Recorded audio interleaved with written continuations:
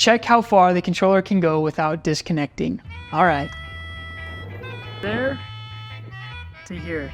So I made a community post where you guys could ask all the questions you wanted to ask about the new Steam controller from Valve. Does the controller replace the need for a mouse and keyboard? How useful is the new GripSense feature? Is the $100 price tag justified? And many, many more. So we're going to answer them. I've been using this controller to play Subnautica 2 and Battlefield 6, as well as other games like Elden Ring and Dark Souls 3. How useful are the new features? Do they integrate well, or is it just for show? These joysticks have touchpads on them, similar to like a smartphone screen.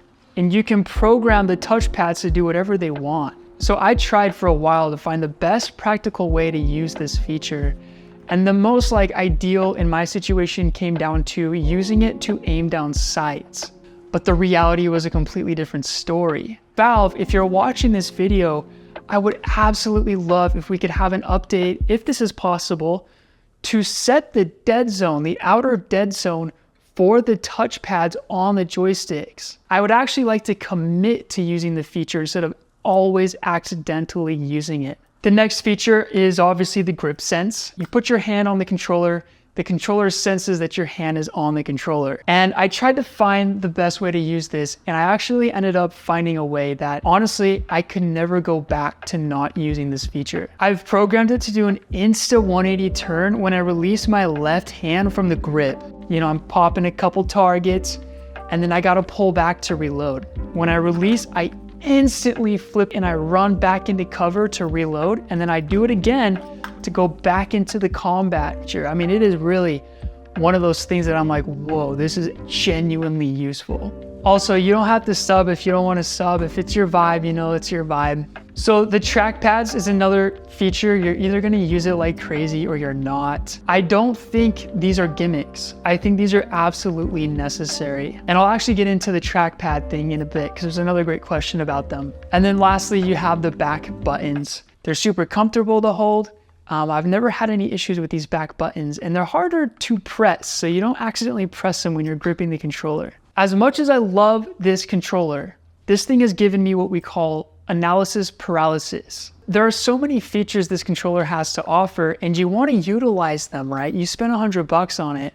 So you go through the settings trying to find the best way to use like the gyro, the touchpads, the GripSense, and things like that, where at least in my experience, you end up never feeling content because you know you can adjust things just a little bit more to your preference. And it put me in this deep rabbit hole. Have to hear that Wilhelm scream.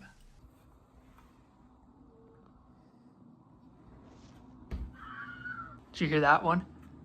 Oh bro, that hurt. Does the controller replace the need for a mouse and keyboard? Yes, it freaking does. It's a big deal that I'm saying this because I will admit it's not perfect. There are occasional errors, especially if you're in like big picture mode or you're using SteamOS to log into launchers, you're gonna run into those kinds of issues. But when it comes to just using the desktop, going through YouTube, clicking things, opening up the keyboard, it all works seamlessly and extremely well. And it's such a relief to have this feature baked into a controller, right? You don't need a keyboard and a mouse sort of pad type of deal when you're like sitting in your little home theater or your little studio setup.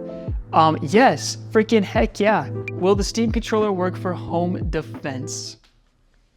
I actually thought about that. So what you would do is you put your thumb right here on the trackpad left. You'll hear it click. That lets you know it's like you're touching it, right? And then you grab the home intruder by the neck. You freaking... Are there any good accessories for the new Steam controller? If you own the Steam Deck or any other handheld, then you're probably familiar with the base grips from Mechanism. You grab this little thing and snap it onto the back of your device, but now there's one for the Steam controller. And once it's on, it stays on. Now this middle part is called an innie, and the innies are gateways to Mechanism's extremely unique set of mounts designed to solve gaming specific problems. For the Steam controller in particular, I hook in this phone mount so I can stream my games from my PC while comfortably laying in my bed. And the best part is whenever I'm not using the controller, I can simply latch it onto a mini adhesive wall mount that sits on the back of my monitor or TV. There are literally so many different ways to utilize the base grip, like for example, this claw mount, which is awesome for placing on the side of your table, and even this gaming pillow for long sessions. But to be honest, you should probably see a therapist before you commit to buying this because you might need some help. There's also a new controller dock coming soon that not only displays your controller beautifully, but charges and acts as the puck so your controller stays connected to your Steam machine or PC. And if you have a 3D printer at home, Mechanism was kind enough to publish the dock design so you could print it right now if you wanted to. I absolutely love this company and I've been using their products since I started this channel. If you're waiting to purchase the Steam controller due to availability, then I totally recommend you check this website out to develop some ideas and to manifest, because these accessories are absolutely essential. Thank you, Mechanism, for sponsoring this video. Can the trackpads be better than joysticks for aiming? Absolutely. When I use this trackpad, my accuracy and my aiming is much quicker and much more on point. As you can see from like a third point of view, you can see it looks like I'm playing on a mouse and keyboard based off how my character is moving. That's because I'm moving super fast and it really is flexible like a mouse. Whereas when you go back to the joystick, it does kind of feel a little limited. I use the trackpad to essentially find my targets and to move around. And then when I aim down my sights, I use the trackpad, but I also use gyro to stabilize my thumb moving a little too much. But once you get that down, at least for me, I can confidently say I play far better and get way more kills, way more accurate shots than with just using the joystick. It doesn't look like it feels premium. Is that or isn't that the case? Any button rattle? There's no button rattle. It feels pretty secure. The buttons are tied in there. I could see how it feels cheap, but it is a controller at the end of the day. It's just a plastic freaking controller, you know what I mean? But it doesn't feel cheap by the slightest, and there is no rattle whatsoever. The Joy-Cons look like they're too close to each other. They are. At first I was like, oh boy, you know?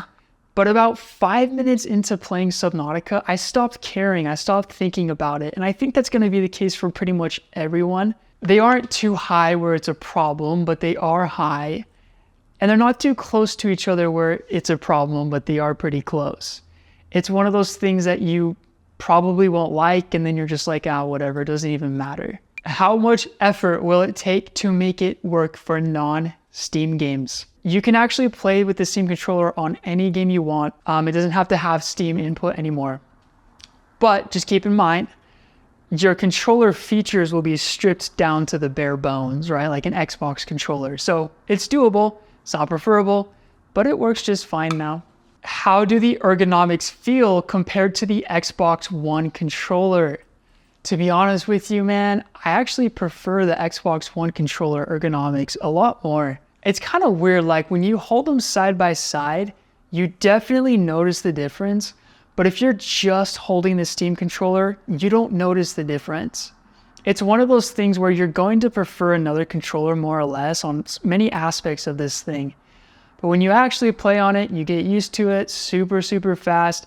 That problem doesn't become a problem anymore. In fact, you just stop thinking about it. This is a great question right here.